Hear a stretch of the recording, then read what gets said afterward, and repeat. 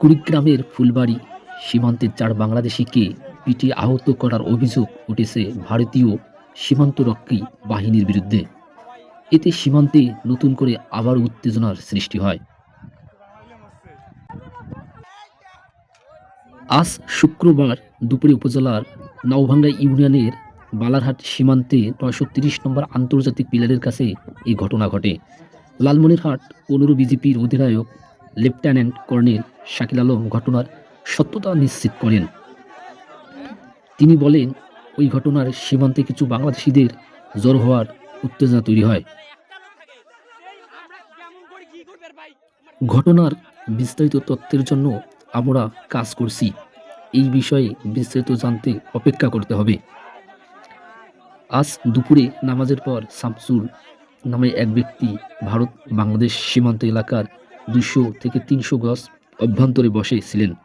এ সময় হঠাৎ ১০ থেকে ১২ জন বিএসএফ সদস্য আন্তর্জাতিক সীমান্তরেখার ৯৩০ নম্বর পিলার পার হয়ে বাংলাদেশ সীমান্তে গিয়ে ওই ব্যক্তিকে সেখানে বসে থাকার কারণ জিজ্ঞাসা করেন।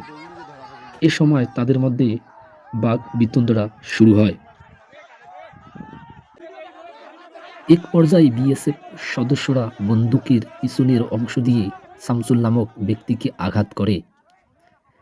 এতে তার ডান হাত ফেটে যায়। পরে তিনি এলাকায় ফিরে ঘটনাটি স্থানীয় বাসিন্দাদের জানান। এরপর এলাকাবাসী সেখানে গিয়ে লাঠিসোঁটা নিয়ে বিএসএফ সদস্যদের ধাওয়া দেয়। এ সময় বিএসএফ একটি রাবার বুলেট ছোড়ার পাশাপাশি কয়েকজন বাংলাদেশিকে মারধর করে। এতে অন্তত ৩ জন বাংলাদেশি আহত হন।